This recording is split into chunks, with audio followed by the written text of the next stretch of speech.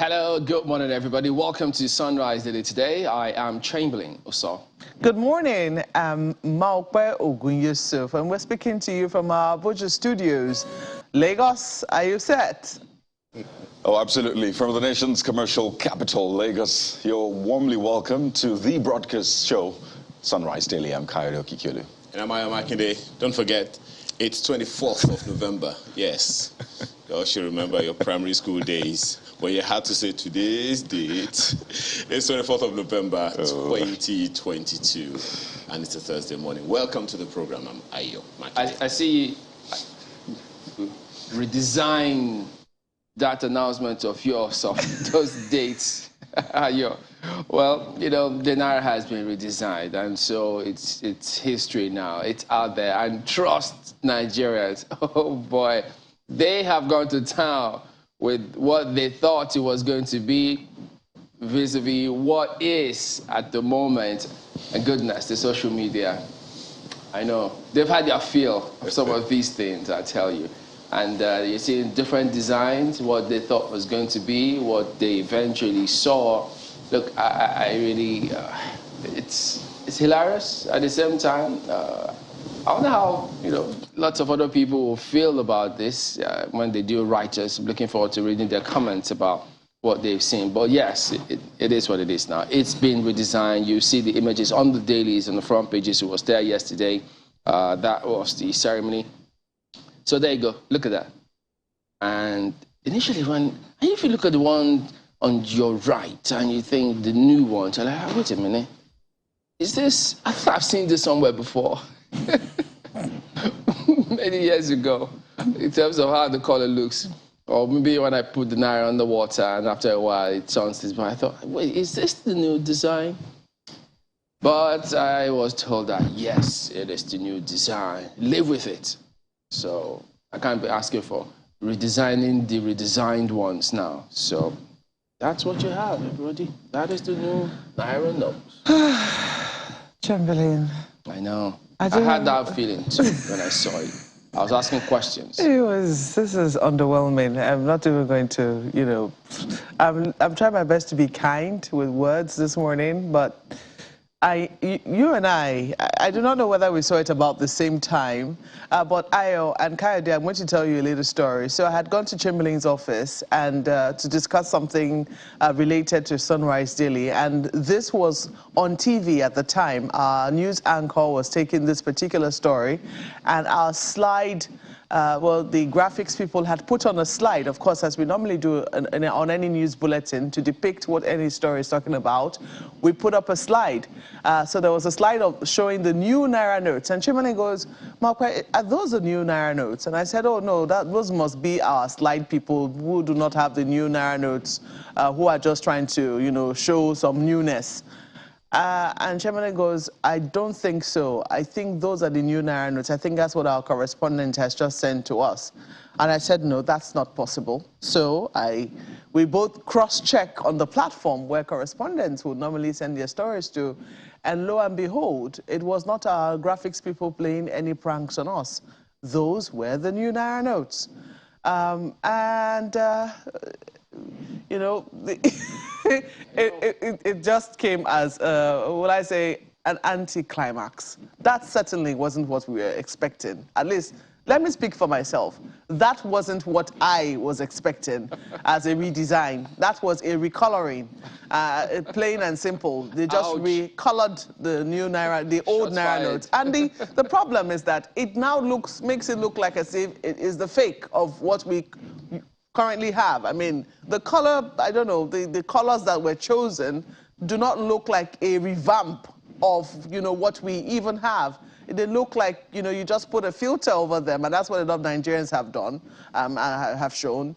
Put a filter from one of the social media platforms, maybe Instagram or Snapchat, and lo and behold, you have your new Naira notes. That's maybe when we look at it up close, we might have a different reaction. But from what we can see, what the cameras have captured for us, because I haven't held the new Naira notes, I do not know what new security features are on it. Perhaps there will be something inside it that, you know, will make it different. But from what our eyes can see, I don't think that there was a lot of imagination put into this redesign. We were really looking forward to something that was different, something that at least could lift our spirits, even if the Naira has been taking a pummeling of late, you know, against the dollar. At least when we look at our new Naira notes, we should feel very proud.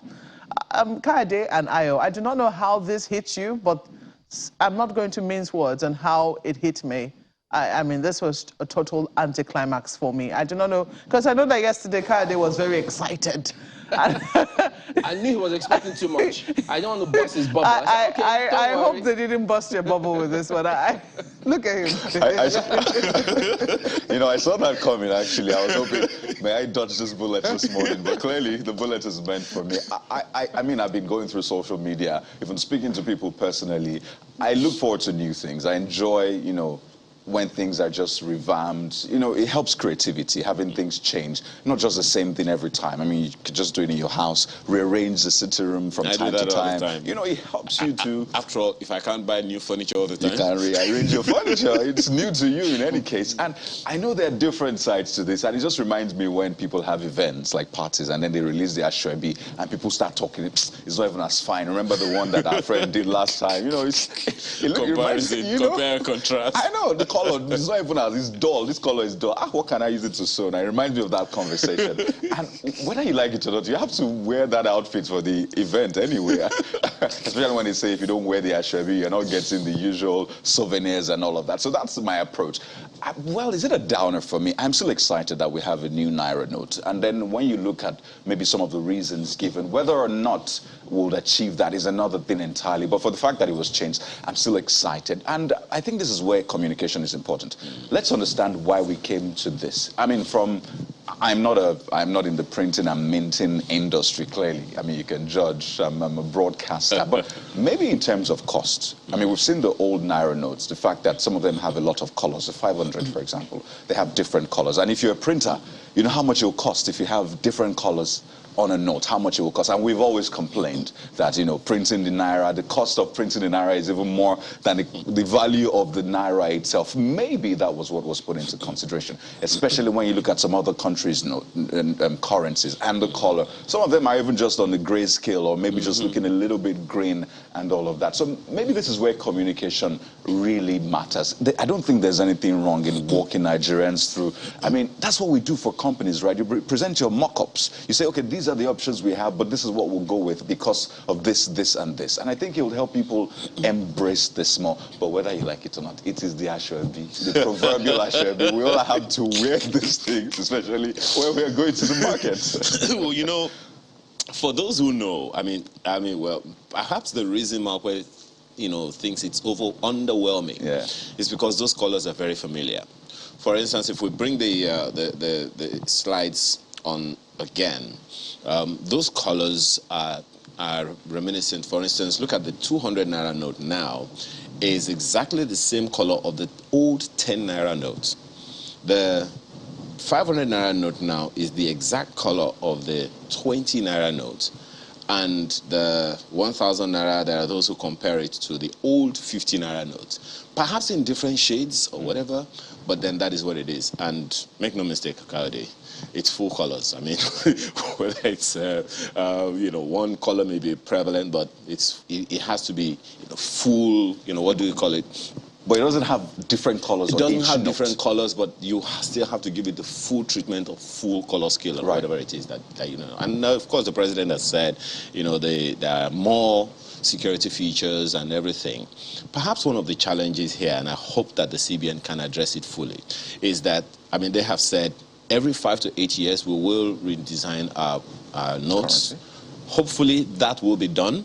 Maybe then we will be able to surprise Nigerians with something more pleasant, because that comparison that someone made, look, this is what we expected, you know, it'll look like. But imagine that one too, the colors there. If you're a printer, imagine different colors, how much it will cost to print just one. I'm telling you, even if you printed just one color, you have to give it full color scale printing. So imagine it has different colors. I mean, that means you have to use different inks. You have to use different Speak to printers, they'll tell you this, especially if you've done that before. They'll say, Oga. No, I understand what you are saying. For this thing, you have to pay more. I understand what you're saying. saying. But if we go full, perhaps it's when we go full polymer on all of them that we might have this, that we can talk Then about. how much will it cost? Well, I'm not in that space right now, but let me speak to what we have on our hands. So, the challenge is right there and all of that. Well, underwhelming, yes. I mean, there's the excitement didn't hit as much as we expected it to hit, no doubt. But hey, as Kade said, in Lagos we are here saying, it's the Ashobi we have to wear. Let's Enjoy the party. And of course, like it or not, the moment it gets to town, that is the spraying, whichever way it's going to happen. Even lots of people went on social media. Of course, they put up their own design, what they thought they were going to see. They even designed it and posted it everywhere. So it's out there for people to take a look. And many are already saying, wait a minute. This design doesn't look bad compared to the new designs that the CBN has put up. In fact, I was thinking about, getting access to the graphic designer and ask him, are you sure that they approved this thing for you? How did you get final approval on this design before you mistakenly led them to go to print? I mean, even the lettering. So, I mean, let's take the point that Kayode makes about, okay, yeah, maybe they were trying to save money on the color, etc. What about the lettering? What about, what will it take, for instance, to... Because those fonts are already there. You can't save any money. Exactly. So, what if you change the font? What if the placement of the currency, was changed? What if the placement of the signature was changed?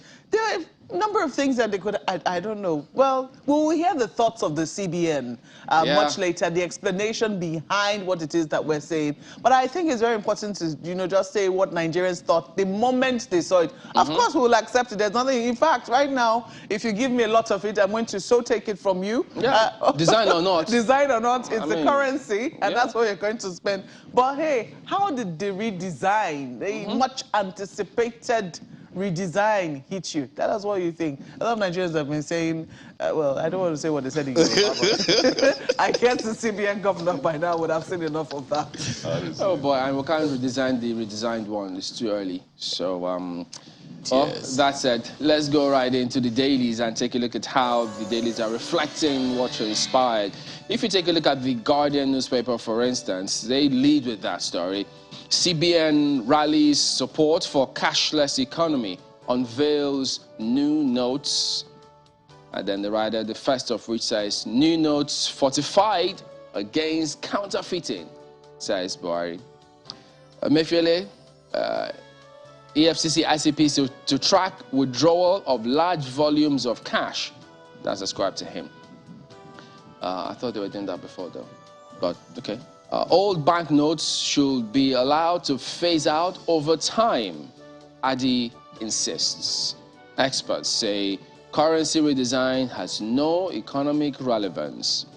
So, yes, it costs us money. I wonder how much money it costs us to design this one, though. So, since they already have the artwork, and, okay, let me not plug it. Well, there you go. That is the big one on the front page of The Guardian this morning. Well, New Telegraph has this. Malami, federal government, they didn't even talk about redesign on, okay, well, they did. The president fine with it. The president is holding it in the picture. So the picture has that story for you. But look at this. Malami, federal government has recovered $1 billion looted funds since 2015. Over 3,000 persons convicted for graft. FEC approves new anti-corruption strategy document 2022 to 2026, says government disappointed at budget padding revelations in NAS. I hope that will they be investigating? If they do investigate, can we expect anything out of it?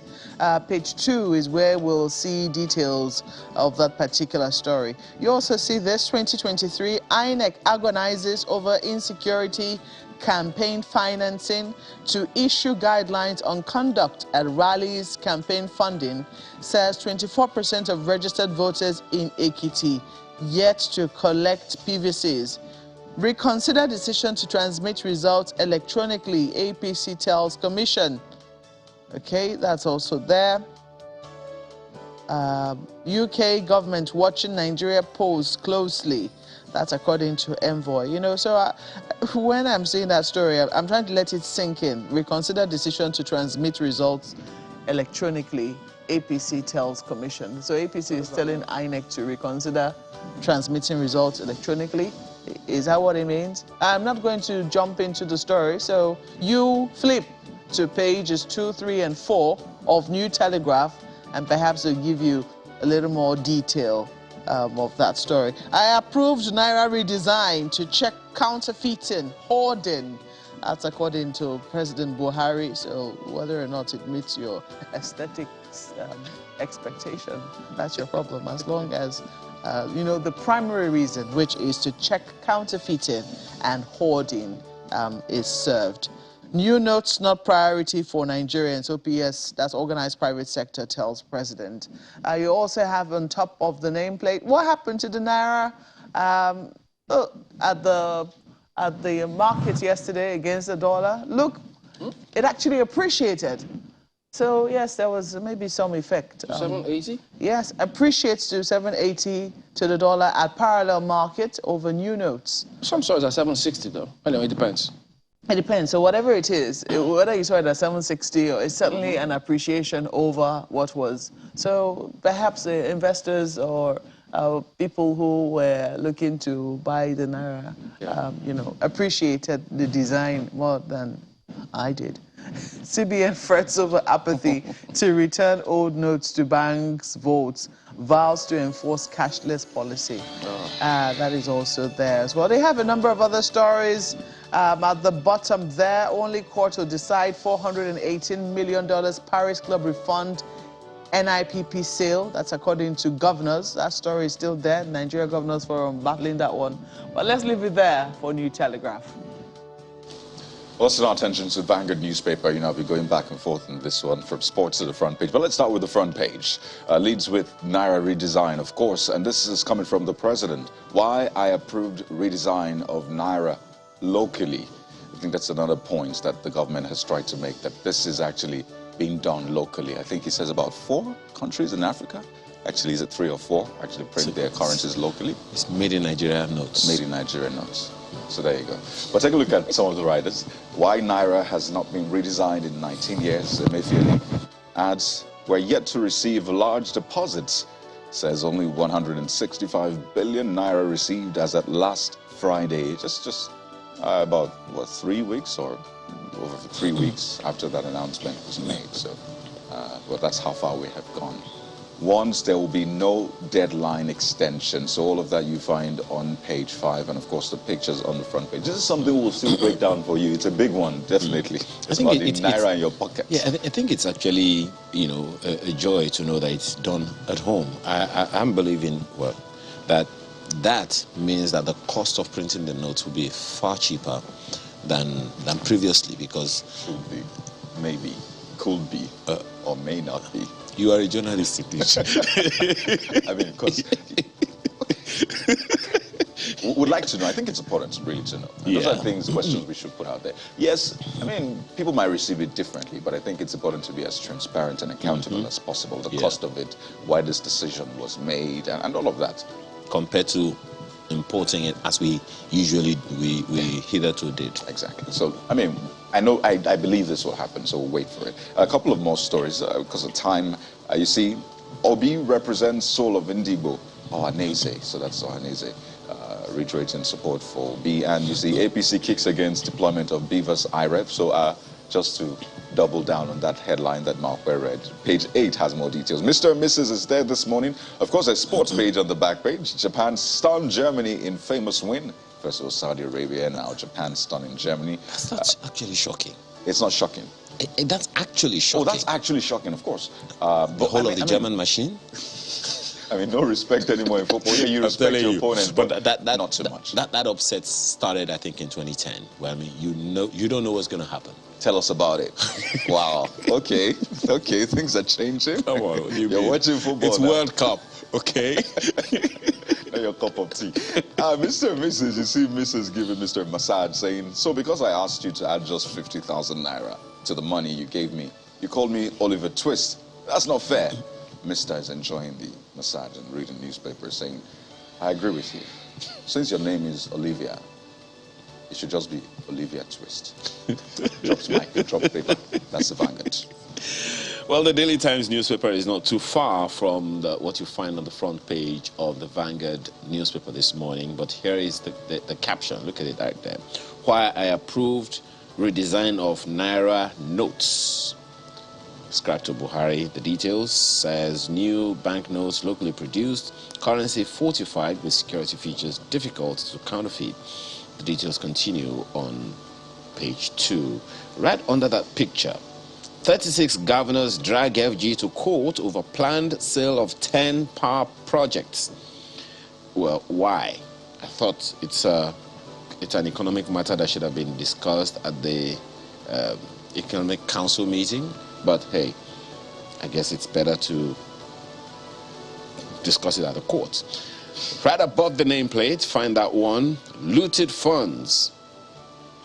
$1 billion recovered since 2015, says FG, as FEC approves new anti-corruption strategic document.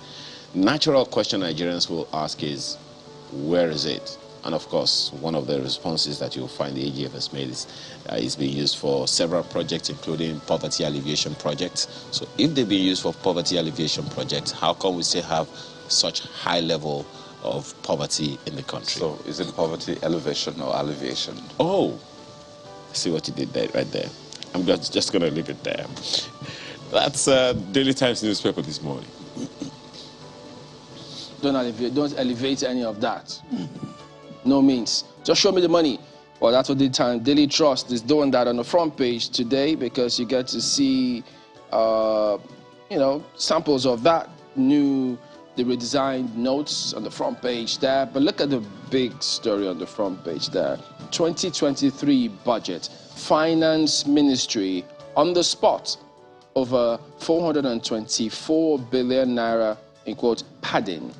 We highlighted some of these concerns raised by some members of the Senate, while the Ministry of Disaster Management and Humanitarian Affairs was defending a budget, ministry's budget, and this matter came up. So that is what Daily Trust is leading with. And look at the riders. Lawmakers decry insertions. Ministry denies allegations. It's a ploy to divert taxpayers' funds, Rafsanjani. It's being investigated, ascribed to Malami. So all of that on the front page. So since it's been investigated, we expect the same way it was brought out here, they should go the whole hog and letting Nigerians know what becomes or what it is actually in the first phase. But look at this, beneath that list story, as Buhari unveils new Naira notes, 165 billion Naira mopped up. CBN decries banks' low response. Whoa. Redesigned notes not targeted at anyone. Okay, maybe you compare that with the reasons given and then see this and make of that what you will. That is Daily Time, Daily Trust this morning. New Telegraph. I think, yes, we've already looked at New Telegraph, beg your pardon. I think Nigerian Tribune is what I'm looking at for you next. Look at this. Ekiti Assembly Speaker's impeachment reckless. Afe Olanikpekun Falana, 4 other SANs say Adeluba cannot function as Speaker. Page 4 is where you'll find details. And I'm just wondering, I know that a number of these prominent senior advocates are from Ekiti. So I know that the government or the legislature in Ekiti cannot do as it pleases when it has these legal luminaries. Or else it meets them, they know where. Exactly. So they're speaking up on this. Afe Olanikpekun Falana, 4 other SANs say Adeluba cannot function as Speaker. Page 4 is where you find details. You also find a number of other stories here. Naira Redesign, EFCC, ICPC to track huge bank withdrawals. That's according to the CBN governor. There's a writer to that story. I can't see it, but look at this. 2023, INEC to mobilize national institutions responsible for tracking, combating illicit flow of funds. I know that people do not want the NFIU on their backs. Somebody they certainly do not want. But they shouldn't make it difficult for people who are withdrawing huge funds legitimately. Oh yes, well, but you're going to fill forms. I heard the CBN governor say it very clearly. We'll make it uncomfortable. That, yes, that you're going to fill a lot of forms, and you will have the EFCC and ICPC making sure that you're using those funds for what you say you want to use them for, to a good purpose. I can decide to buy minerals and change my mind and buy more. The thing is, you can do all of that. So the thing is, you can do all of that through the banking system. Even today, you can transfer threshold. funds. So does it mean the thresholds, the safety nets they have has not been working? How do you mean? Because if you deposit a certain amount of money or withdraw a certain amount of money, they notify the AFCC and the ICPC, the banks. Is that measure no longer? For many years, that threshold was 1 million naira, when 1 million naira was equivalent of $10,000. But since that has been distorted, I'm not sure what the new threshold is, Chamberlain. I know that you still see on some withdrawal slips or some deposit slips that if you're going to be withdrawing more than 1 million naira or $10,000, you know, you have to fill a certain part of, form. People still do that. I don't know if that threshold is, is still there. I think it's still there. Yeah, some banks maybe, perhaps, but to be very honest, I'm not certain what the new threshold is. But if you heard the CBN governor, if you're withdrawing a lot of cash, they're going to be on your tail. Let's leave it there for Nigerian Tribune. We'd like to know what you think of all of this, but we'll talk about that a little more when we return in just a moment. Stay with us.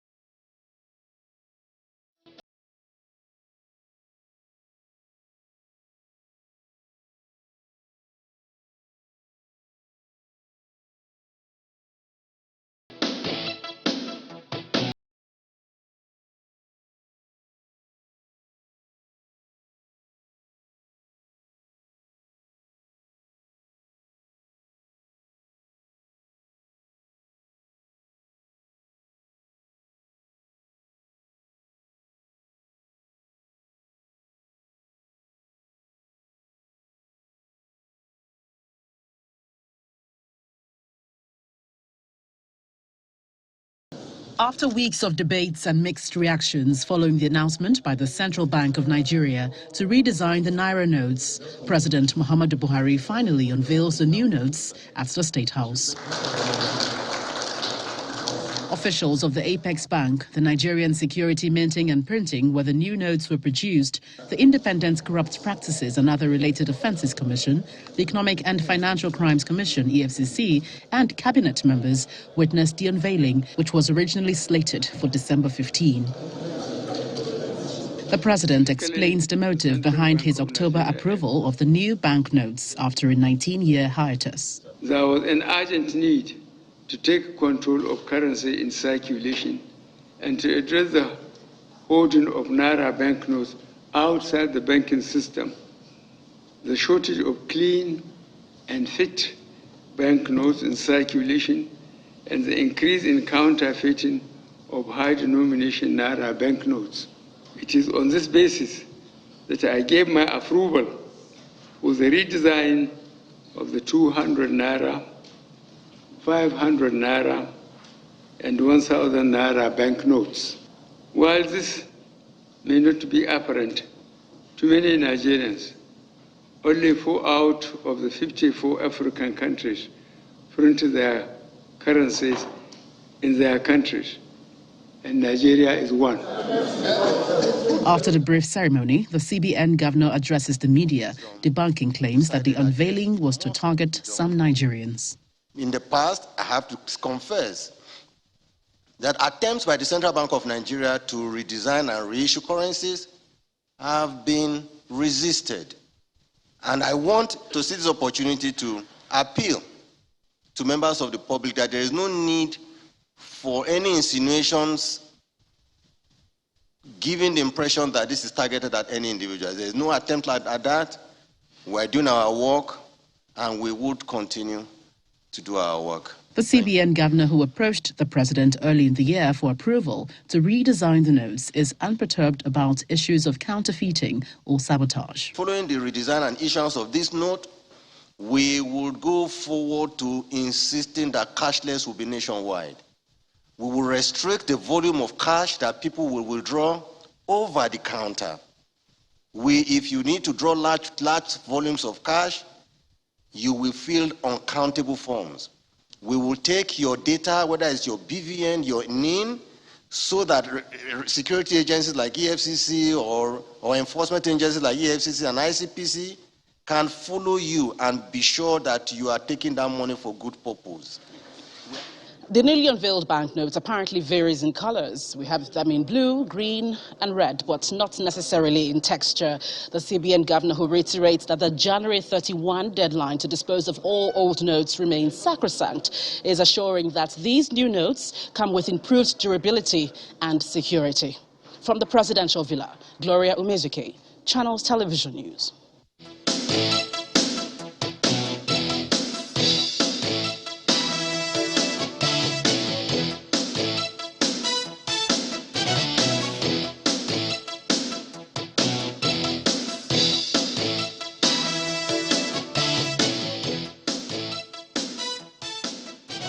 Welcome back. Yes, those gentlemen join us this morning to sink their teeth on what you just heard from the president and the CBN governor about the redesigned Naira notes. Professor Ken Ife is a macroeconomic policy analyst.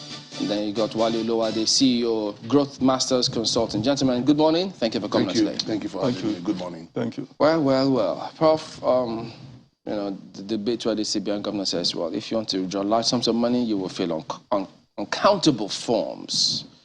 Okay, you can't even place a number right now. So several things going through different people's minds in terms of, wait a minute. Well, first of all, what do you think of that first? I think it's a great move, actually.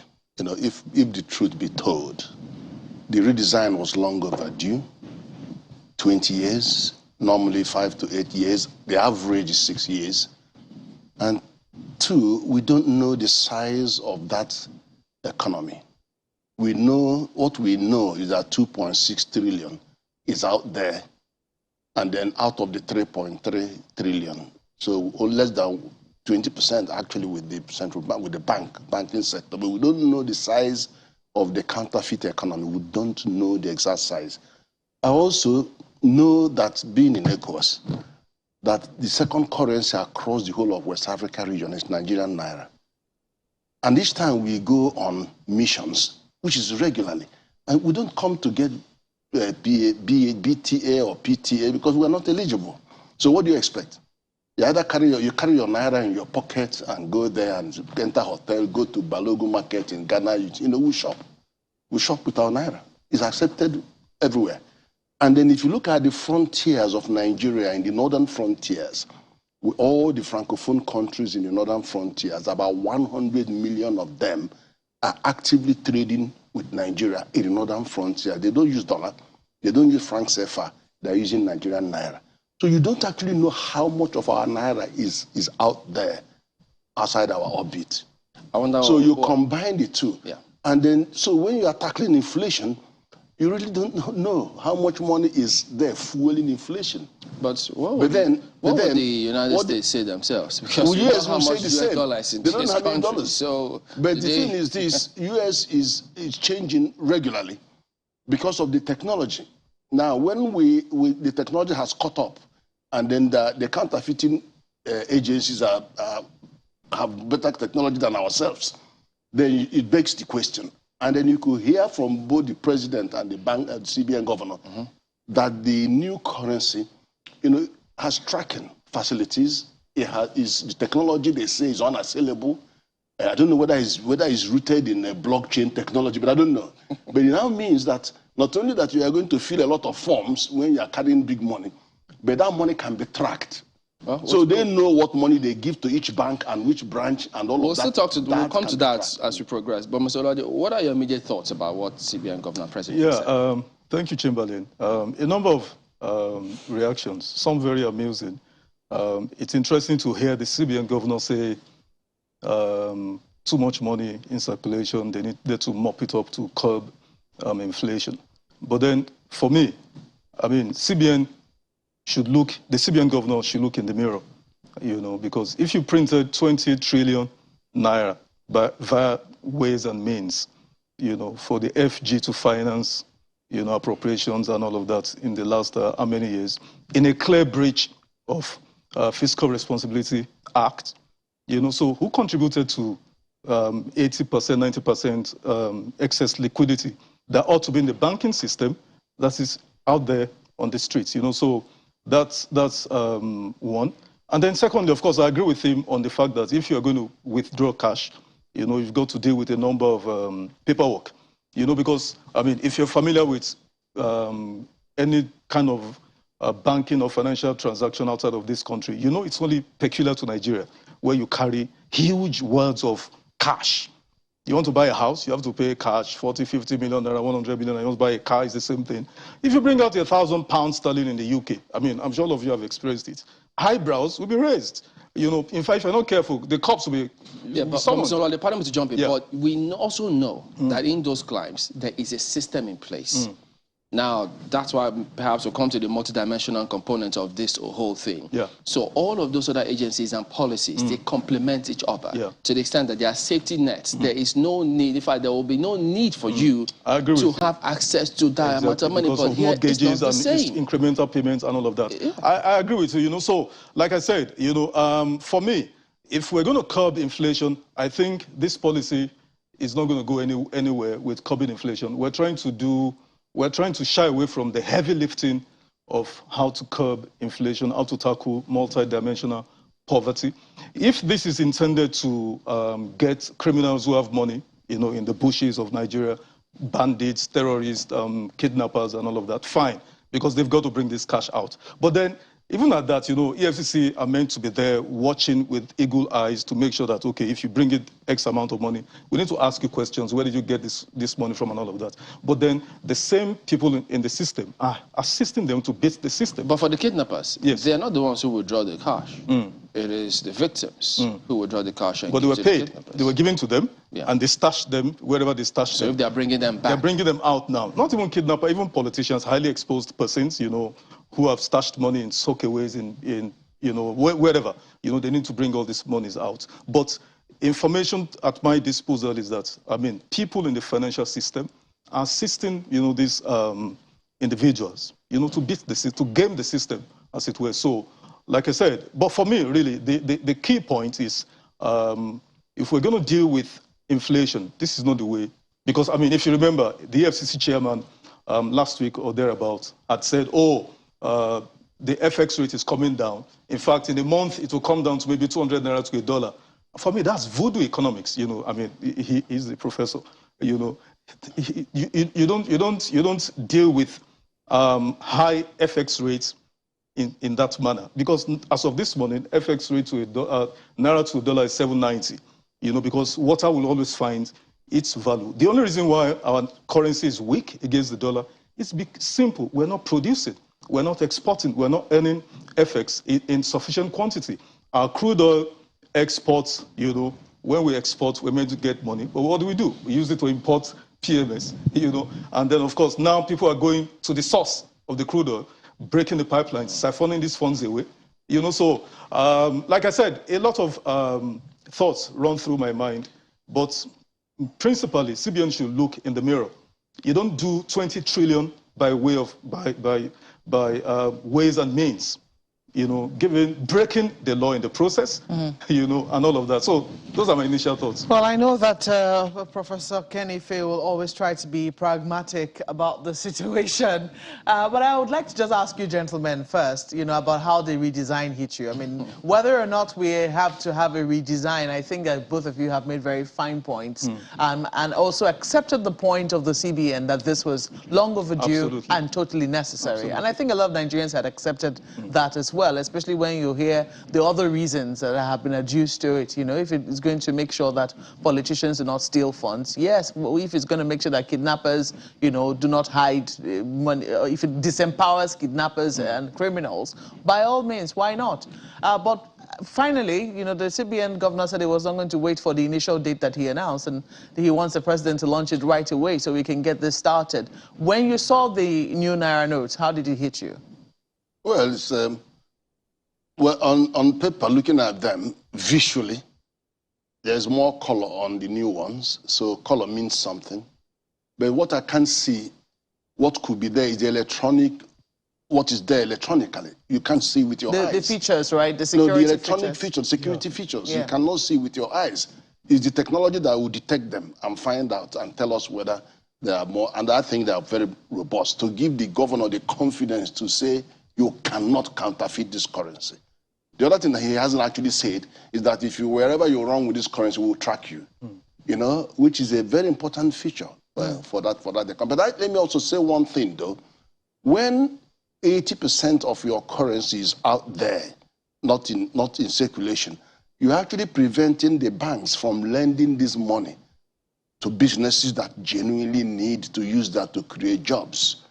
You've just kept them out of you know, so there was a report yesterday that said that the government is still getting, I think, about 60% of loans from banks. I mean, they still seem to be crowding out the private sector in terms of, you know, where banks are preferring to loan their monies. But I'm still looking at, you know, I mean, I know that men oftentimes, you know, have time for the soft things. But let me ask you, Mr. Oluwade, how did the redesign hit you? Because a number of people have said this is not a redesign, this is a recoloring.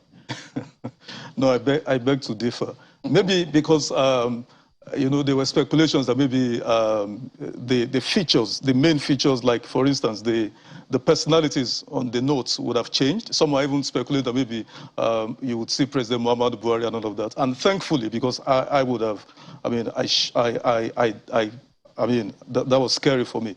But thankfully, that it didn't go that way, you know. So every design is a redesign. The colors changed, but more to what, to the point that Prof made. I think there are certain security features embedded in these new notes, you know, that makes tracking, you know. So when victims of kidnapping, for instance, gives, you know, pay money to kidnappers, it's easy to track beyond mobile telecommunication tracking. You can also track this. I'm thinking that's part of it, you know. So, you know, I think it's a good, and like I said, I mean, like we said earlier on, this was long overdue. This is something that should have been done 5-year, you know, cycle. So this is long overdue. Let's talk about what was released by the MBS just, I think, last week. The multi-dimensional poverty indexes is what we have, talking about the, you know, many angles of poverty that Nigerians go through. From this report, we're told that 133 million Nigerians are now proven to be poor from the data that they have been able to gather. Correct. That is something that certainly should bother you. Yeah. We understand that this figure is even worse than what the World Bank had projected. I think they said they're expecting that perhaps as a result of COVID, 92 million people were going to be falling into poverty. But the MBS has since shown that it's far worse than what we projected. This is despite the best efforts of government and, you know, trying to ensure that more people do not fall into poverty. All the interventions that they have put in place to try and ensure that those who are really vulnerable do not get as hurt by the adverse effect that COVID would have had on the economy. What are your thoughts on how we got here? It's very interesting that you are looking at 92 million and 132 million. It is about what poverty did, you know, when you say multidimensional, it's about which of the poverty indicators have you responded to. But let me explain something. If you look at conservatively, if you look at the indicators, the social indicators, is education, is health, is employment, unemployment, underemployment. Security. And then you have security has come in with what works. Okay.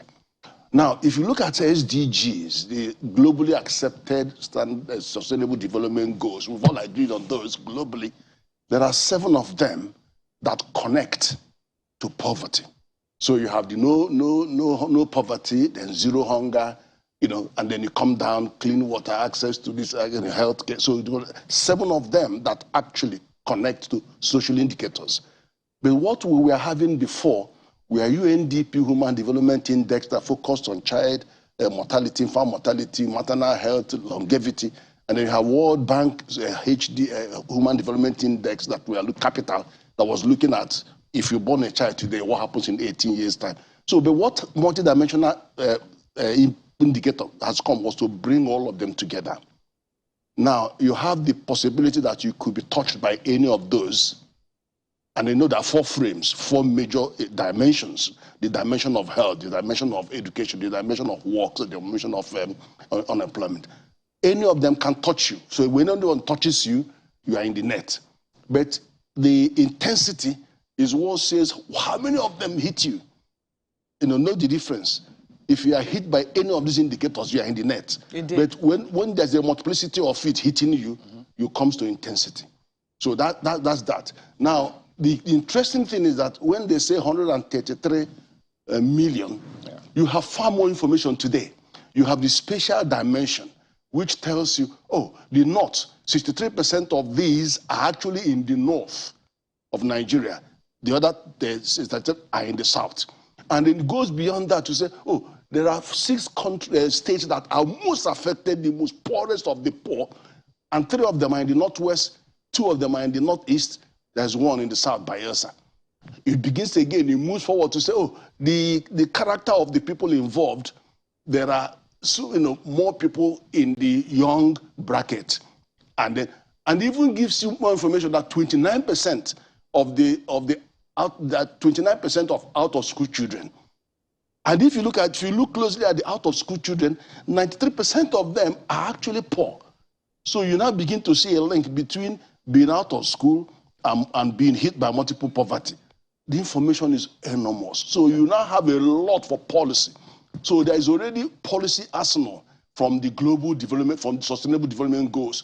And now you now have more that links them for you to now say, oh, government, if you want to do something about the education of young people, go and look at UBEC. Why is it that UBEC has money? The states can only download it if they have only 50%, so they're holding back money because states are not developing. So there are so many ammunition that you can use now. Well, before we go to Lagos, Mr. Oluwade, you have identified some areas where we seem to be missing it and how we can come out of it. Tell us about that. Thank you, Chamberlain. What the MBS report starkly demonstrates is a failure of governance across all tiers of government architecture. How do I mean? Take food security. 100 under 5 die in Nigeria every hour. In a day, that's 2,400. In a month, that's 72,000. In a year, that's 864,000. And the 2 killer factors, number 1, malnutrition. Under 5s are dying of malnutrition every hour, 100. Every month, 72,000. Every year, 64,000. Number 2 killer, malaria disease, malaria parasite. So why should a Nigerian child be dying of hunger with the vast, acres of arable land at our disposal? Secondly, look at education. Now, when we talk about education, it's not properly been dimensioned here. So we think education is just people going to primary, secondary. The other day, there was a seminar, whatever, where President Basu just drew the attention of the people that you guys are focusing on tertiary. And I use the Yoruba proverb that the secondary and primary education system has collapsed.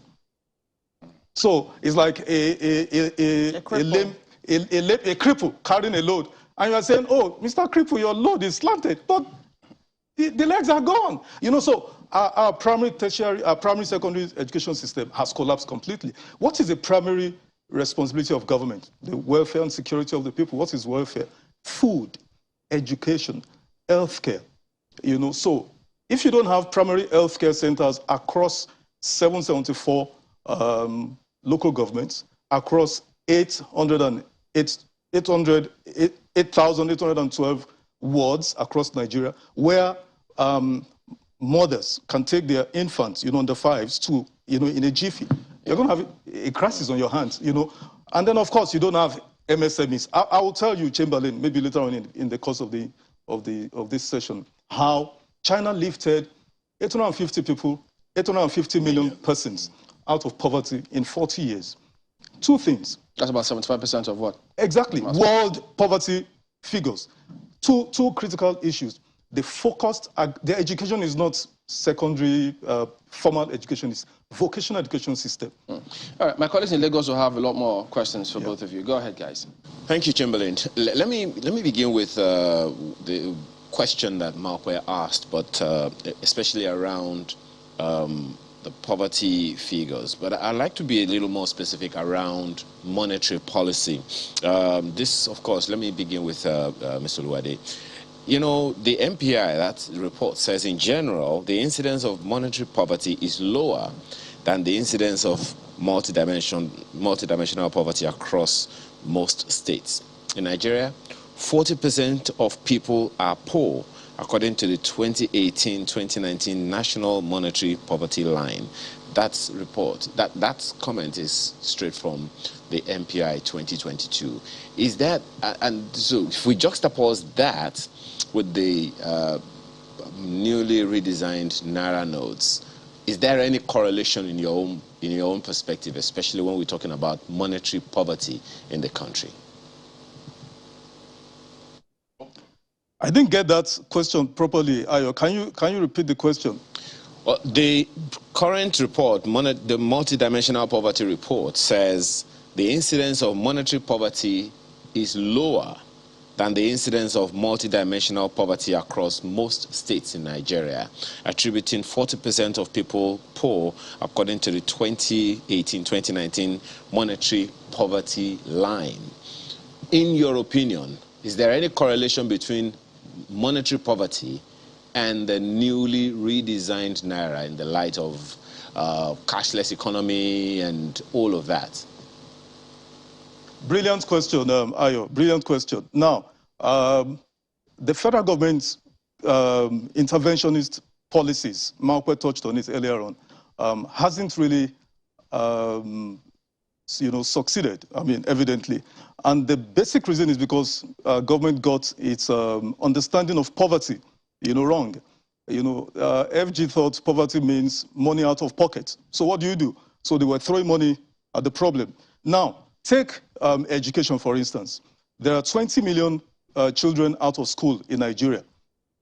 So if you have 20 million children on the streets of Nigeria who are out of school and they don't have skills, so the money in the system is not going to where it is needed to build vocational educational systems, to build primary schools, secondary schools, to hire more teachers, to provide facility for the children, give them, food and all of that. So, build primary healthcare centers that I touched on earlier on in all the wards, 8,812 wards in Nigeria, get doctors there, get nurses there, providing services.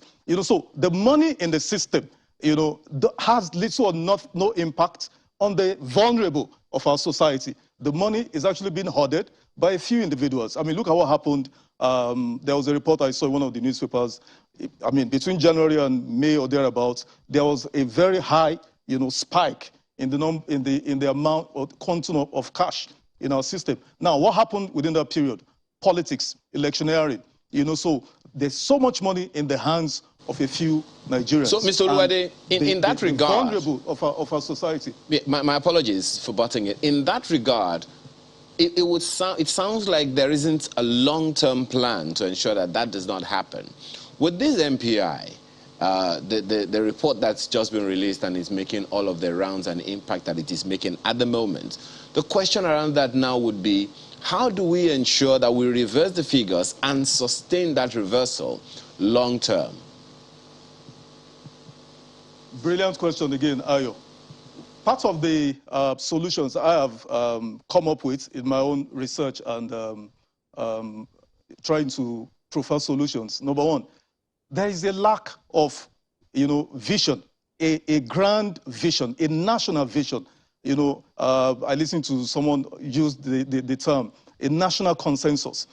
As Nigerians, especially the elites, we haven't decided that we can't, build our country and we can't manage this country, we can't govern this country as we're currently doing. We cannot have 133 million or 65% of our entire population living in miserable, conditions. So if I were to, if I was contesting for president, for instance, I would say, okay, what's the grand vision for all Nigerians? Number one, we need to have food security.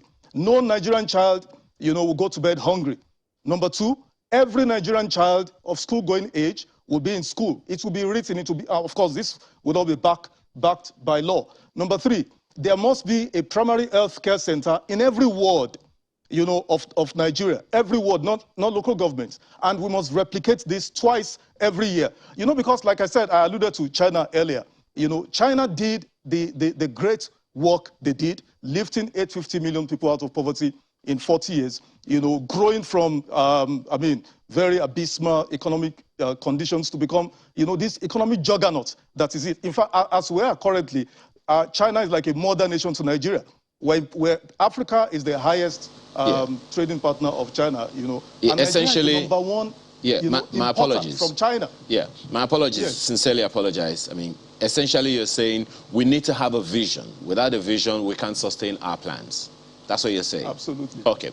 Let me ask Prof. Prof, you mentioned, you spaded around child poverty the other time, perhaps referencing the UNICEF report and even this MPI 2022 of the federal government as well. And of course, you also heard Mr. Luwade speak around the same thing.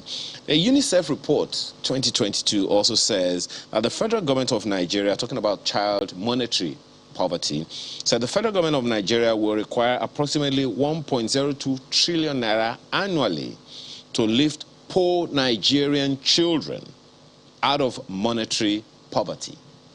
How do you see that happening? That's from UNICEF. Okay, we are somewhere in the ladder actually, because when you look at the child poverty and connect it to out of school, and this link has already been mentioned, and I talked about that already, you can see the effect of school meals. You need money to buy the school meal, and if it's being provided, nobody doubts whether it is effective. It is extremely effective, especially in the area of the north where we have the biggest challenge, that those are incentivized to go and have that education because they can have decent nourishment. So that is one dimension of it. But there's another dimension which flows from the question that you asked, my colleague, which is, don't forget that the money side of it is actually at the level of the individual, not at the level of the government and how government is carrying money up and down. No, it's at the level of the individual. So when you're at the level of individual, what comes to mind is cashless society. What comes to mind, how do you reduce the 40% unbanked? What comes to mind is how much infrastructure, payment infrastructure is going to enable anybody anywhere, especially something like USSD infrastructure, where you can use your Nokia to transact. You don't have to have other bigger mobile phones. So you begin to come to those areas, and then you can now see that there are certain things government is doing with central bank moving in that direction. They've got the e-Naira, so that you don't need to carry a lot of Naira and you can move. They have nearly 2 million people carrying POS and all of that in front of your house, and then you can transact. Then you have agency banking that is everywhere in the rural area and all of that, making it necessary for us to actually speed up this whole new Naira design, because we are chasing a wild goose. Where are these people? Where are the money in the village? So there are things that are actually connecting to the individual in terms of progress on the monetary indicator, because the monetary indicator is looking at the individual.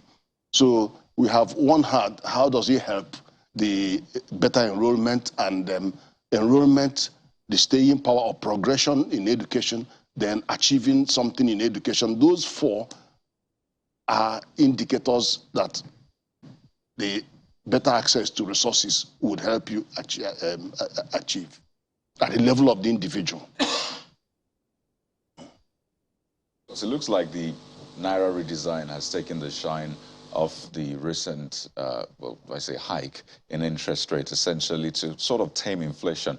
Because we can talk about what the Naira looks like, how, you know, that would impact on different things. But, you know, the value of the money itself is a big deal to Nigerians, not just Forex, but what it can purchase when you go to the market. So recently, the central bank raised the interest rates from 15.5 to 16.5%. And I just wonder, seeing the inflation we have seen, food prices still going up, do you think that this even new redesigned Naira notes will be more valuable with this recent, we'll talk about the monetary and fiscal authorities, whether they are, you know, collaborating as a vice president and the president have said, but regarding this recent decision by the central bank, do you see this far-reaching enough such that Nigerians can have better value for their money?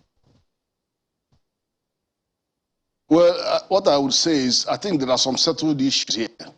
Settled issues that we need to make the change, and the change will help address some bit of insecurity and, you know, there are very settled issues.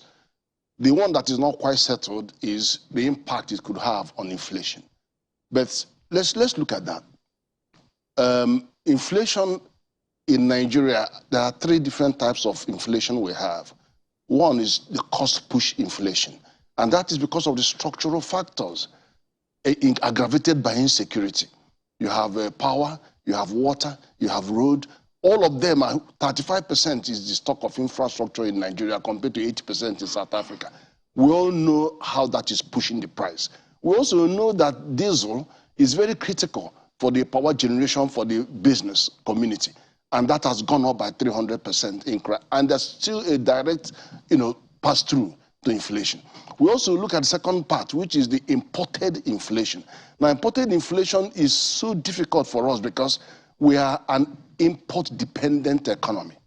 When you are an import-dependent economy, you are simply on the transmission belt of anything global. Anything that affects global supply chain, whether it's Russia or whatever crude, it doesn't matter. Even the oil and gas we produce, it doesn't matter. Once it affects the global supply chain, whatever you're importing from UK or wherever is already subjected to increase in the price. Like Europe, that depends on 40% of their gas from Russia, they're having a knock. And then whatever we buy from them is inflation we're importing. And that inflation import passes through straight to the consumer. And that's what connects to the pricing of Forex. Now, please, the case of Forex is that my colleague has already said it, is about pricing. We get 79% of our Forex from crude, 10% from gas, and the 10%, the other 10% is whatever CBN is able to find from either those who are supplying the, diaspora remittance that dropped down from 26 billion to just over 5, or is it a foreign direct investment or portfolio investment, and the jury is out on all of those. NNPC did a crude swap. It's supposed to be sending in $3 billion every month of crude proceeds to central bank. It's only sent 300, 10%. And they did a crude swap, direct crude swap to the people who are refining. And then they bring back the PMS and he says to government, well, I'm the sole importer and exporter. The balance here is 500 billion naira you are owing me, and they call it under recovery, and that is actually subsidy. Prof, you're trying to goes say... and borrows every month, 500 billion. So you can see that it's unfair. Listen to me, please. It's unfair for you to see a central bank that has to disburse $1.8 billion every month for import, and is only getting 300 million. So it's unfair. So the we question, have to be very, very realistic Prof, about this. So the question essentially is the redesigning and the recent hike in interest rate. Do you see that having far-reaching effect on inflation? And that was essentially the question. But it looks like you're saying we've not been able to establish that. Am I right? No, there is a link, a further link, because when we do not know the size of the illicit economy, the illicit currency economy, then obviously whatever is out there is affecting inflation. Because after all, what the basic is inflation? Okay. Excess money chasing fewer goods and services. If half of that money is illicit, obviously it's impacting on inflation. Okay. By the time you sanitize that environment and make sure that all that comes into the banking system is legitimate revenue, money. The other ones will find their way. Okay, Obviously, let me ask before they Mr. find their way, Oluwade. they will fight. They are fighting by buying dollars. Right, because of time. They are fighting back. Long that money is fighting back. Let me bounce this off, Mr. Oluwade, pardon me, Prof. And I mean, regarding this illicit funds, I know the CBN governor said that about 2.73 trillion naira out of the 3.23 trillion naira currency in circulation was outside the vaults of commercial banks. So essentially, this was also meant to mop up 2.7 trillion. But over 3 weeks after that announcement, we saw that 165 billion naira had since been gotten back. And at this rate, if we were going to say, okay, we have 3 months to this, we'll even be doing less than 1 trillion naira. So I don't know for you how you're receiving that. Does that still speak to how huge the illicit funds are out there? Or maybe we might need to step this up, give more time so we can be able to capture that 2.7 trillion, or at least maybe 90% or 80% as we saw in India when they rolled out theirs years ago. You know, they always say that Nigeria... No, pardon me, that's for Mr. Oluwade, Prof. It's getting late. People are waiting for the last minute before they will go and do Prof, the final... I'm sorry, that's for Mr. Oluwade, just so we can get his view on this as well. Mr. Oluwade, please go ahead. Yeah, thank you, Kaode. I think there are moves out there to see that there's an extension on the deadline, you know, so because I think the CBN did well anyway to give the matching orders, because, you know, Nigerians, if the CBN had said until March or June, Nigerians will wait, you know, until the dying moment and begin a rush, you know, so by saying January 21st is the deadline, so everyone has got to, you know, comply. But it's not gaining traction, because if there are 2.7 trillion, but what you have coming already is 165 billion, then of course we have a huge gap, you know, to fill. You know, so but I think the best move would be to have an extension eventually. So, gentlemen, just quick one before we go. Do you think we have the capacity to support the full cashless policy in the country that the CBN is talking about? I think we do. Don't forget that the CBN has licensed MTN, Airtel, one others, and they already seen VAT they're allowed to deal with the VAT. They're investing on infrastructure, payment infrastructure. And that is why in 2020, our banks were posting 15% growth rates. When every other bank abroad, we are having issues. It's because of the investment that has gone out into place. So people were locked down, but their phones were busy transferring money. And they just walk outside and they get money from POS and all that stuff. That happens in rural areas too. Yeah, no, but we have invested. They have invested on payment. So we can, as we speak, right now. Of course we can. Do you think so? Yes, I think so. But Chimberly, what's important to me is on the multidimensional poverty. You know, just quickly, we need to have legislation. You know, if we're going to deal with this, legislation that controls population. GDP is growing at just barely 3%, and then population is growing about the same rate. By 2050, Nigeria is going to be 450 million people. At this rate, we're going to have a crisis. To do what with the legislation? Control birth rate. To make it hard, limited to how many? I don't know. We have to have a conversation around that. Secondly, we need to build vocational educational schools. You know, we need skilled manpower. We don't have skilled manpower.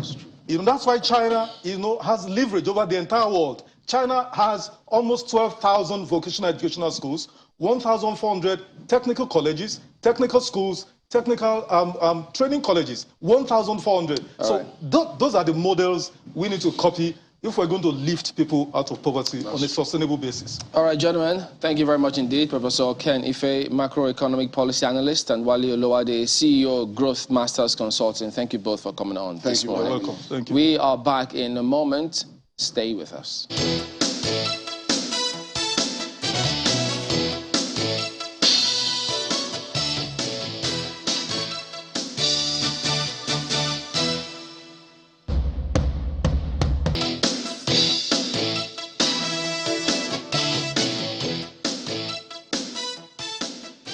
All right, welcome back to Sunrise today. Well, yes, we will be talking about the deployment of BVAS, uploading the election results from the world level, polling units, and all of that which we brushed on yesterday. Well, INEC did themselves also spoke about that yesterday, saying they will maintain what they had initially stated in terms of processes to upload that. Well, Samson Itodo, as you've seen, that joins us this morning. Thank you for coming on today. Good morning. Always a delight to be here. Yeah, you know, I know that there had been that concern as to how is this process going to be this time. With lots of people asking questions referring to what transpired in Anambra. They were a little cautious, even though INEC said, look, we improve on every process. But given what they've said yesterday and the concerns that people have about ability to view those results uploaded simultaneously, what do you think? Well, first, we need to situate this discussion within the context of the controversies that have trailed the deployment of technology in our electoral process. If you look at the whole process of the electoral amendment, there were cases where provisions that legalized the use of electronic transmission of results were either allegedly deleted from the reports, or it became a huge source of controversy. And the fact that we have that provision in the electoral law is victory for Nigerians, because it took a lot of citizens, you know, engagement to get that provision part of the electoral law. And so it is clear that you've got a section of the political class who are scared of the technology being introduced by INEC for enhancing the integrity of the process. First is the beavers and then the IREF. The whole concept of electronic transmission of results is to deepen the transparency of the process and make it difficult for politicians and even INEC officials to undermine the process. Now, what has happened is a situation where once elections are conducted, ballots are counted, results are recorded on the EC8A forms. Those forms are, images of the forms are taken with the beavers machines and then uploaded on the INEC election results viewing portal. And INEC has test run this, and it's clear it's deepening the integrity of the process. But there are still gaps that need to be addressed, and we can talk about those gaps. But principle, you know, amongst them is the fact that if you look at the IREF portal, and I followed the discussion yesterday, the portal does encourage public participation. First, you need to own an account, and you have to register to create an account on the portal. And that portal can only be accessible, is accessible to only a section of Nigerians, and that's Nigerians that have email accounts and also who have internet connectivity before you can access it. And this is why Channels TV and Yaga Africa, you know, launched the ERAD to take the IREF to the homes of Nigerians. And so that itself, it excludes a section of Nigerians, but that has been, you know, mitigated by the ERAD. The second dimension is the quality of the results sheets that are on the IREF. And we've raised these concerns, and ERAD has shown that there are some gaps, things like blurry images, wrong forms that are uploaded on the portal, and INEC has expressed commitment, you know, to addressing these issues. But there are some issues that are left hanging. The first, the point about simultaneous upload.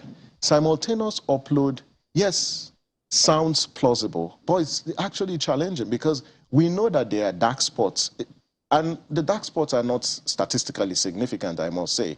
But the guidelines already provide, and I think Maobe responded aptly yesterday when she said that the guidelines provides that in cases where polling units don't have internet connectivity, for the purposes of transmitting the results, the presiding officer, as well as the parting agents, including citizens, can follow the presiding officer and the beavers to areas where there is internet connectivity, and they upload the results on the portal.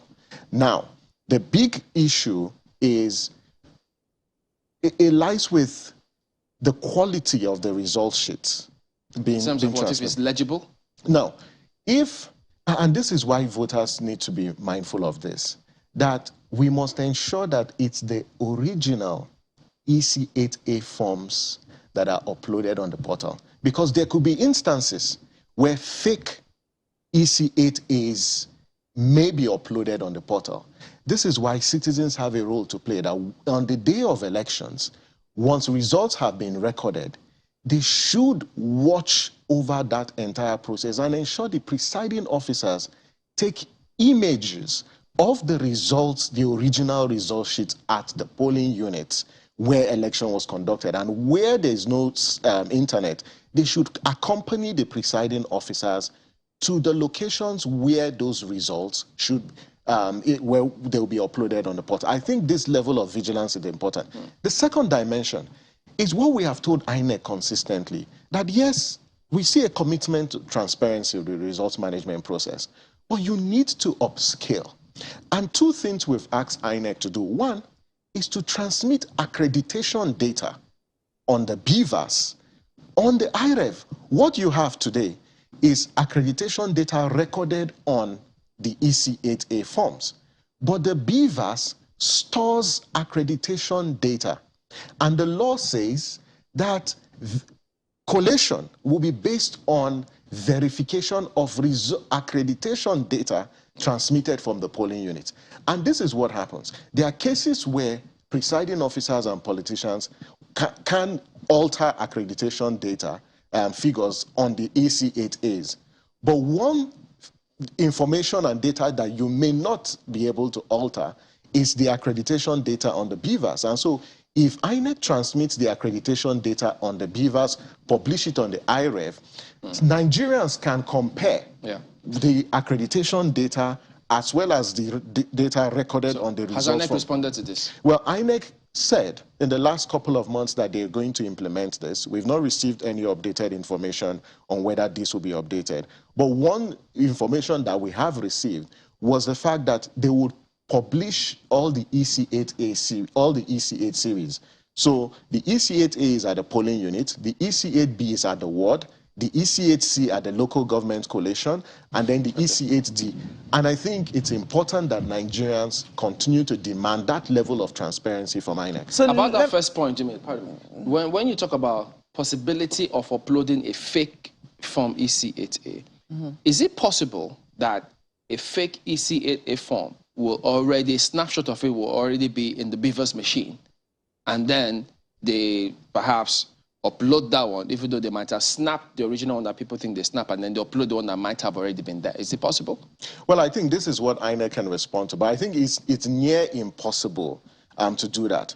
But given, you know, the determined effort of a section of the political class to undermine the process, I will not put it past them. And this is why vigilance is important. But INEC has said that it is near impossible to preload images on the BVAS. And I think it's actually impossible. This is why on the day of elections, before the commencement of accreditation and voting, the BVAS will be open for agents of political parties, election observers, and citizens to see and verify before the process commences. And these kinds of information is what citizens actually require. And I hope that citizens will, you know, assert themselves and their role in safeguarding the process. Because stopping rigging on February 25th and March 11th, it's not going to be a function of just the institutions responsible for INEC. I say the hope actually lies on citizens' vigilance. So far, so good. Thankfully, we've had, I mean, especially with the introduction of the BVAS, we're told miraculous things were happening with the introduction of the BVAS. I think a lot of people imagined it was going to be the solution to stopping rigging in its entirety. But from what you know, in terms of what we have put in our laws and what we have now seen on the ground, in terms of the elections that have been conducted in Anambra, in Ekiti, and also in Osun, you know, what are some of the gaps that we have noticed? I mean, you pointed out a few where it is that citizens will need to be vigilant. But for some of these dark spots that might have been noticed, how prevalent would you say they were? And how would you say that they marred the final result, if at all they did? Because I know that, you know, as you rightly pointed out, Yaga and channels where, you know, we learn something and we're monitoring and watching the vote count together. So how significant would you say that these dark spots have been in terms of finally getting the final collated figures? I say this without fear of contradiction, that the results of these three elections that you've referenced, the Ekiti, the Osun, and the Anambra elections, were indeed a reflection of the votes cast. at the polling unit. The PVT figures shows that. The ERAD data also shows that. And you can also complement that with reports from other election observers. Were there challenges and gaps? Yes, there were challenges. Were they significant enough to impact the overall outcome of those elections? The answer is in the negative. Now, what are those gaps and challenges? First, if you look at provisions of the law, and let's take the role of INEC in this entire process. Now, first, if you look at both elections, there are cases where issues around the distribution of voters to polling units was a fundamental issue. And we hope that INEC will redistribute voters. Because you recall, a few months ago, INEC created new polling units. What this creation of polling units did was to create three sort of additional sets of polling units. First, there are polling units who are underserved. You have overpopulated polling units. And then you had polling units that didn't have any registered voters. There were cases where people showed up at some polling units, even though they had PVCs, but they couldn't vote at those polling units because their details were already moved from those polling units, and INEC didn't inform them. And so INEC needs to redistribute voters to polling units in such a way that you don't have this congestion that you saw in the Osun elections, because INEC had to deploy about 2 or 3 BVAS machines to some polling units because of the population. So what's the point creating additional polling units when you still have polling units that have over 2,000 registered voters? And so for the 2023 elections, it's important for INEC to address that. The second sort of gap, and around this technology, which we've highlighted, it's the point about the upload of the publication of the accreditation data and issues around the EC8A, all the EC8 series. But more importantly, is this complexity around the PVC collection figures. The new law provides new parameters for measuring, for determining overvoting, as well as the margin of lead between candidates. And what the law says, in considering what overvoting or margin of lead, it will no longer be the voters register, but the total number of PVCs collected. Now, INEC needs to publish, the total number of PVCs collected per polling unit based on the new guidelines and the law. What we saw in Ekiti and Osun was the fact that INEC, sustained the collection of the PVCs till about 48 hours to election day. And it became challenging, to publish the updated figures. In fact, in Ekiti and I think in Osun, the final PVC, the data for collected PVCs was released about 12 hours before the elections. In those instances, even though we understand the complexity, tracking and monitoring, the whole process becomes very difficult. And so INEC will need, and we understand that there's a new standard operating procedure, because the data for PVC collected, or PVC collection data, needs to be available for both political parties and civil society to monitor the process. The third critical issue was also the role that security agencies, play in safeguarding the process. And you look at what transpired in Anambra down to the other elections. But the functionality of these tools is critical. And so INEC needs to ensure that in Ekiti and Osun, you had about 2,445 polling units. In Osun, it was 3,000. In the 2023 elections, that server is going to manage over 550,000 images of result sheets.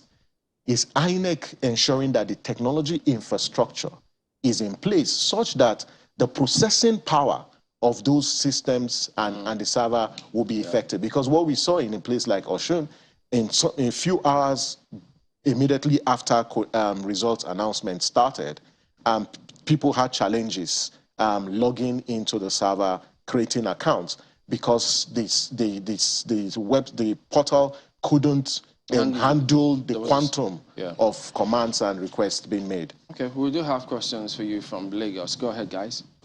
All right, thank you, Chamberlain. I just want to know for you how significant the questions raised by the national chairman of the APC and even the national organizing secretary during that visit by the Commonwealth Election Observation Mission, where he was asking about, the technology, saying that in terms of network, that even some parts in Abuja don't have network, talked about electricity supply, and then he asked if INEC can actually give them 100% assurance that this technology would work.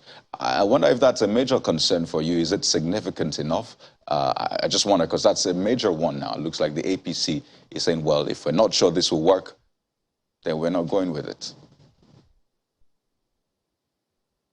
Well, Kayode, I would have been surprised if that question doesn't come up, because I think everyone was jolted with the news reports yesterday. Although it's not surprising, because we know that, a section of the political class are resisting the use of the beavers. And you can see over the last couple of weeks, the INEC chairman and INEC have consistently adopted one particular line, that the use of the beavers and IREF has come to stay and there's no going back. When you hear those kinds of statements, I think it's a direct response to a section of the political class that don't want this technology. And the reasons that they advance, quite frankly, are not tenable. So you talk about connectivity. No one is saying that every aspect of the country, has internet connectivity to transmit election results. But do we have 80 to 90% connectivity? Government institutions have said that we have the capacity to transmit. And so the areas where results cannot be transmitted electronically are statistically insignificant. And so we cannot use that as a basis to push back on the use of electronic transmission of results. I think that when you do a cost-benefit analysis of this technology, the benefits to the electoral process, the benefits to our democracy, the benefits to political stability is high. And so it's over and above, the cost. So I think that those politicians and political actors who don't want the beavers, should tell Nigerians if there are other reasons behind the one being projected as the reasons behind it. As you know, that there are also frivolous litigations against the use of the beavers. Why are a section of our political class scared and threatened by this technology? Because it limits election rigging, because it limits the opportunities and the tools that they have at their disposal to subvert popular choice and the will of the Nigerian people. And I think it will be a great disservice to Nigerians if this attempt to manipulate the process through the resistance of this, of beavers and IREF is sustained. And so I urge any politician or any political party that is interested in the credibility of our electoral process and also interested in the legitimacy of electoral outcomes to embrace this technology. And we are not saying technology is a silver bullet. No, it's got its own vulnerabilities. This is why there has to be mechanisms in place to prevent this technology from compromise. But I think that Nigerians have said they want electronic transmission of results. Their representatives in the National Assembly have amended the law to give INEC the power to do that. INEC has demonstrated sufficient capacity to deploy this technology. I think all the factors and indicators that you need for the deployment of this technology are in place. And so I don't think that we should let this sort of debates to continue. All right, so we'll let it go at this point in time. But of course, as we progress, I see that there are several questions. People are asking that part where INEC says, well, if there isn't any network, when you get to a place where there's network, it will automatically upload. So they're asking, wait a minute, and they leaving things to chance? Because you know that it could leave options of thugs, snatching certain things, dissuading people, or taking it to another location. So they're a bit apprehensive on that one. So, but they should know that this is not the first time. It happened in Anambra, it happened in Ondo. In all the elections where the IREF has been deployed, we've seen Nigerians exercise agency. And my call to Nigerians is to exercise that agency on the day of election. When you go to vote, don't leave the polling unit. Stay there, the results are counted, ensure the images are taken. If they're not, follow them, follow the results until the actual results that reflects the votes that you cast at the polling unit is uploaded on the portal. Well, so there's strength in numbers, so you have to all do that in numbers. I mean, the officials will expect a lot of questions from all of you on that day, so it won't be strange to any one of them. So yes, nothing wrong in you ensuring that you do it, albeit very, very peacefully. Thank you for coming on. Always a delight, thank you. All the best. Well, back in a moment. As fuel scarcity in Lagos now, well, I know Abuja had their bout and battle of that one, but we'll talk about that in just a moment. Stay with us.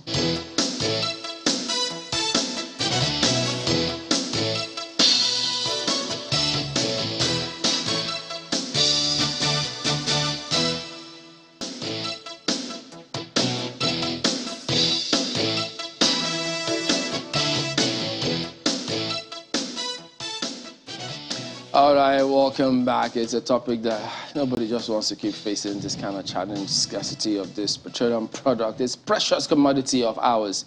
Well, we're joined this morning here in the studio by Alhaji Zaram Mustafa, Deputy National President of Independent Petroleum Marketers Association of Nigeria, IPMAN. Thank you for coming on this morning. Thank you. Good morning.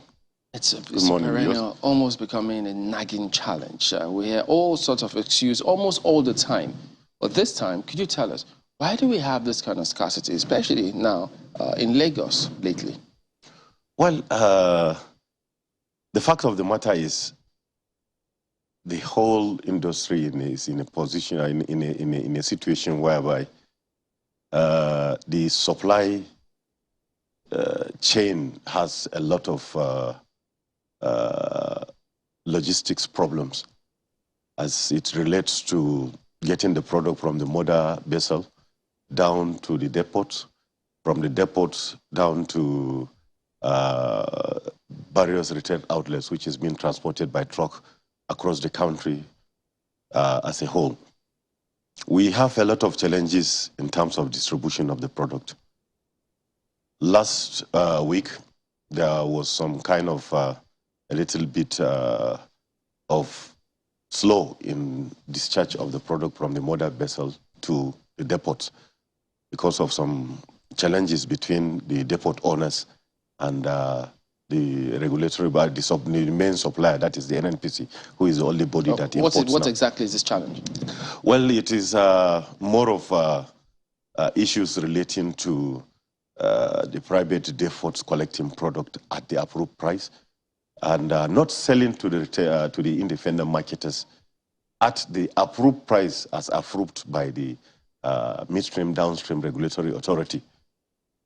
A situation whereby an agreed price is supposed to be sold to an independent marketer to buy and afford distribution to its retail outlet. You see that there is... What's the agreed price and what are they selling at? Well, the agreed price as at now, NNPC sells to independent marketers at the rate of 148 Naira per litre. But here we are, we don't get that product at that rate. We are getting the product as high as 195 to 210 Naira.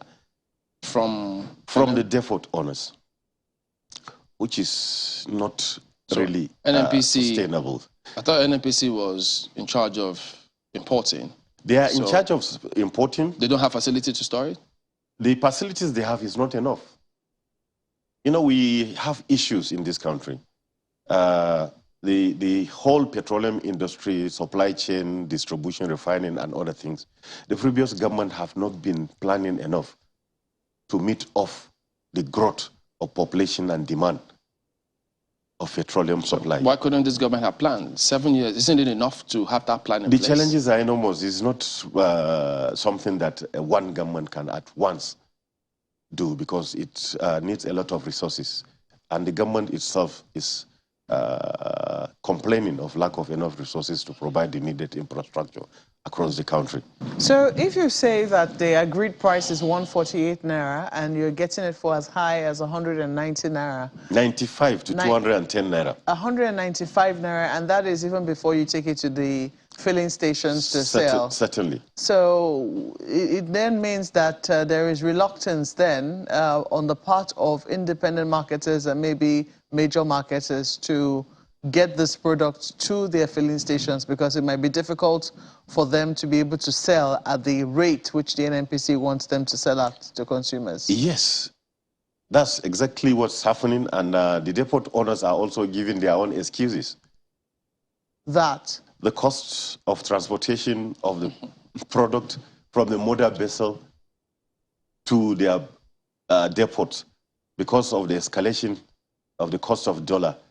They all buy their dollar at the black market rate. They don't get the rates and the rest. They have their own issues. It is for the regulatory body to come in and see how best we can be able to address does it mean that issues. Even if they get it at 148 naira from the depot owners, they will still complain about transporting it from the mother vessel? Will that complaint still be there or will go away? They're still getting at that rate.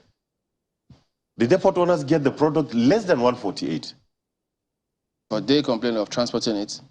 Yes, these are some of the complaints they are giving.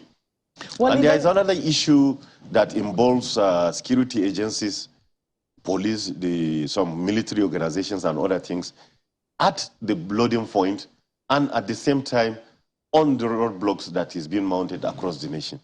This issue is also seriously affecting the chain of supply of petroleum products. How does it affect it? Well, if you go to Lagos now, most of the depots you go and find, you will see that you will lament on the chaotic situation and the process of loading. You will spend 3 days in the process of loading a product that you are not supposed to spend not more than 3 hours.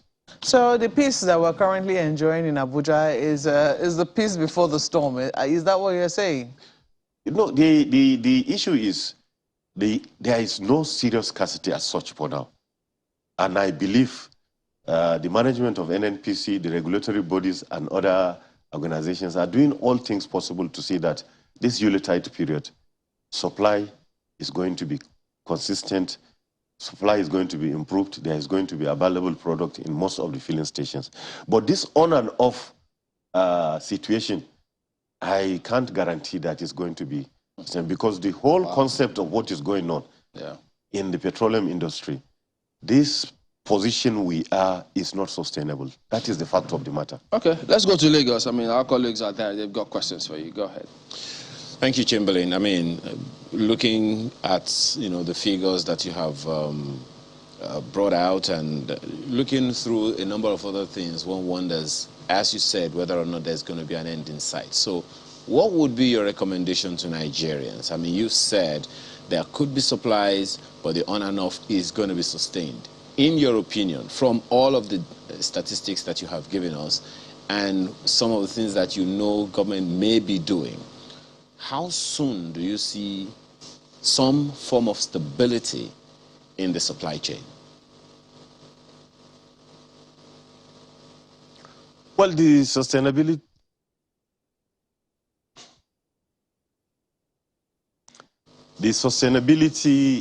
I believe all the stakeholders are not sleeping. From the NNPC, the regulatory body, the marketers, the retail outlets, and everybody is working tirelessly to see that petroleum products supply is continuously being achieved across the nation. And I believe this effort that everybody is making, nobody is going to relent on that. And we will continue until when the government comes in to see if, to make a decision, final decision, that will bring about lasting solution. And the lasting solution is for us to have enough refining capacity in the country.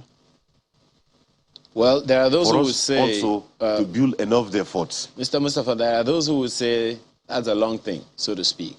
But from what you know, I mean, you said no one is sleeping on their oars, and we agree with you. But I don't think that IPMAN, members of your association, are comfortable with that supply chain disruption because it's affecting everything practically. I'm just wondering if you can, speculate, say maybe another 2 weeks, 4 weeks maximum, this will be resolved? How soon do you see government coming in? Because that gap that you talked about between 195 and 210 naira is quite a lot from the depot. And there are various points all over the nation. If it's selling for something in the region of 200 naira in Lagos, I wonder how much it's selling for in Sokoto or Maiduguri with its own poverty figure. So how soon, in your opinion, from what you have seen, 2 weeks, 4 weeks, do you see government intervening and things stabilizing sustainably?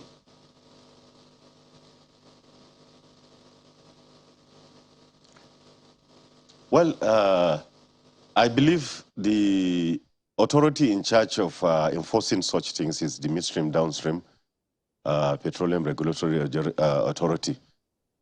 And they have their representatives across all the loading depots, all the private depots and NPC depots.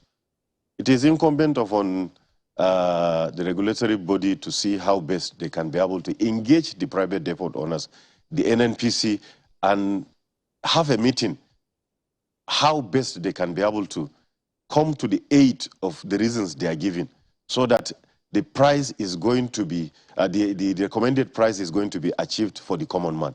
If not, the continuous sales of the product at 195 to 210 naira to our members is not going to help the common man.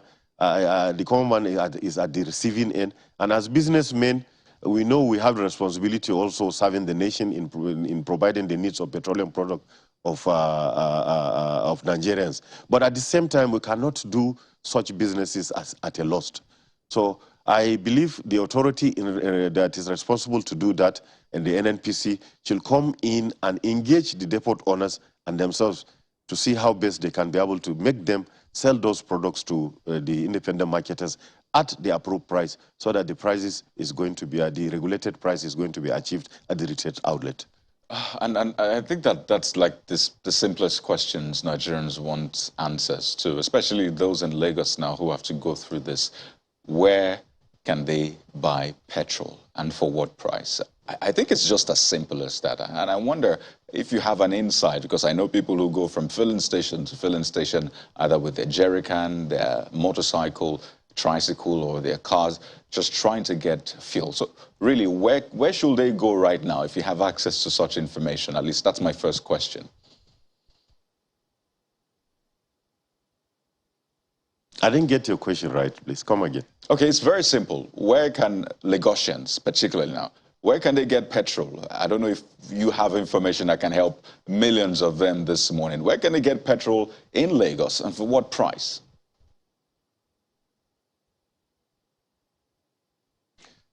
Are you saying those people that have the need of petroleum product in jerry cans for their generators and some domestic use, how do they get the product? People who need to buy petrol, question? Yes.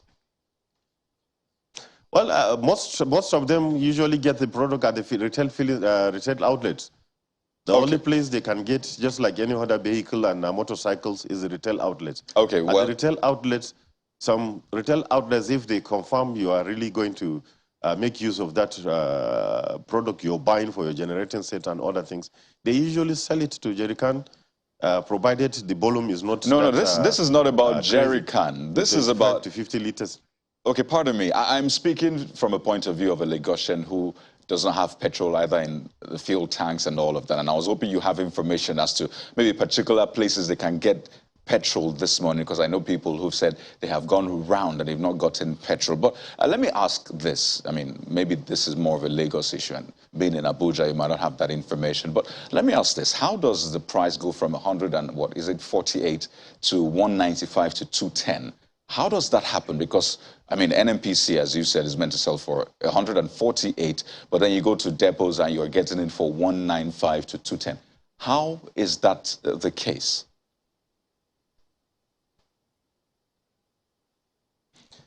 Well, the question is,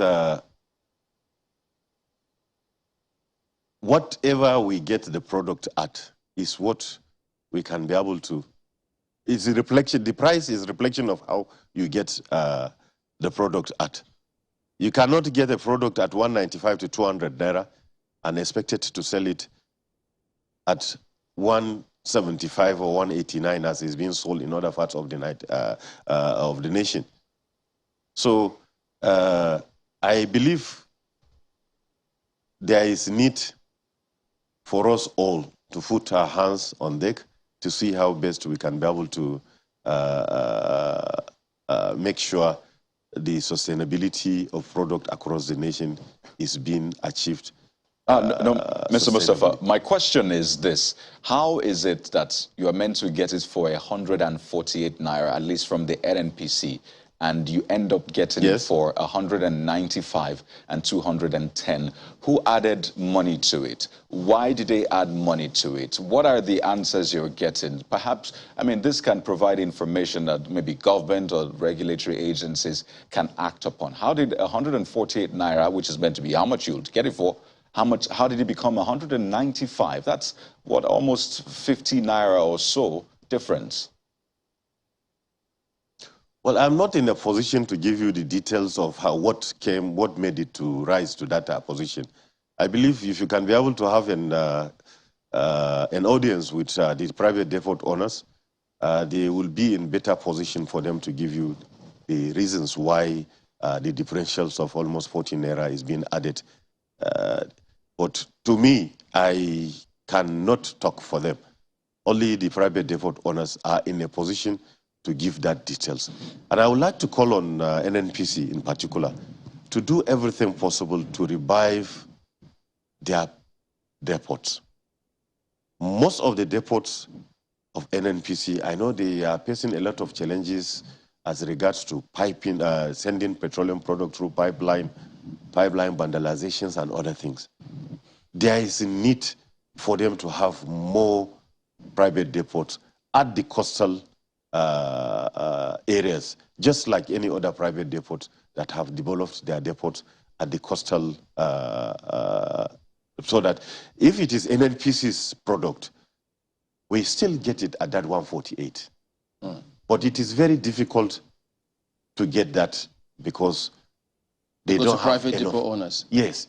Okay, so when NNPC supplies the product, assuming they bring 50 million liters or 100 million liters, maybe they only have the capacity of distributing 20 million liters.